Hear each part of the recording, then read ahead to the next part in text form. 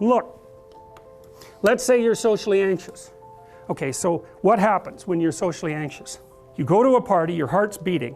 Why? The party is a monster. Why? Because it's judging you. And it's judging you, it's putting you low down the dominance hierarchy, because that's what a negative judgment is. And that interferes with your sexual success. And that means that you're being harshly evaluated by nature itself. Right? So you are confronting the dragon of chaos when you go into the social situation. And so what do? You're like this, right? You hunch over, and that's low dominance. I'm no threat. It's like, well, that's not going to get you very far. You know, but that's a logical thing to do in the face of a tyrant. So I'm no threat. You know, you look at the king and you're dead. I'm no threat. I'm hunched over. And then what's happening internally? What are people thinking about me? What are people thinking about me? Am I looking stupid? Am I looking foolish? Geez, I'm awkward. I hate being here. Man, I'm sweating too much. It's all internalized, right? It's all self-focused. The eye isn't working. What do you tell people? Don't stop thinking about yourself, because you can't. It's like, don't think of a white elephant. White elephant, white elephant, white elephant. You can't tell someone to stop thinking about something because they get caught in a loop. What you do with socially anxious people is you say, look at other people. Look at them, right? Why? Because if you look at them, you can tell what they're thinking. And then unless you're terribly socialized, and some people are. Some people have no social skills, and so the reason they can't go to a party is because they don't even know how to introduce themselves. Like no one ever taught them how to behave. And so they're really good candidates for behavior therapy, because you walk them through the process of how you actually manifest the procedures that are associated with social acceptability. But most people aren't like that. They have the ability. So if they're really introverted and high in neuroticism, they can usually talk quite well to someone one-on-one. Why? Because they look at them.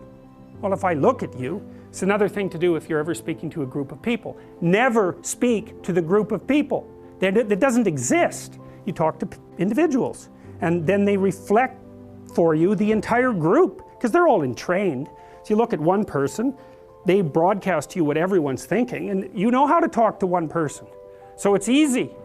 So as soon as you focus on the person, not you, you push your attention outward, use your eye, you push your attention outward, and you start watching. Well, then all your automatic mechanisms kick in, and you stop being awkward. Because if we're talking, and I'm looking here, I don't know what you're going to do next, and I'm going to put disjunctions into they're like bad chords in the melody of our conversation. And the reason is I'm not paying attention.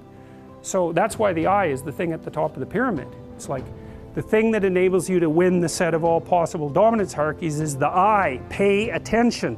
Pay attention. That's the critical issue. That's why the Egyptians worshipped Horus. That's why Horus was the thing that rescued Osiris from the depths. It's the capacity to pay attention. What do you pay attention to most? What your right hemisphere signals as anomalous. It attracts your attention. It's like, this isn't going quite right. I'm not looking at that. Wrong.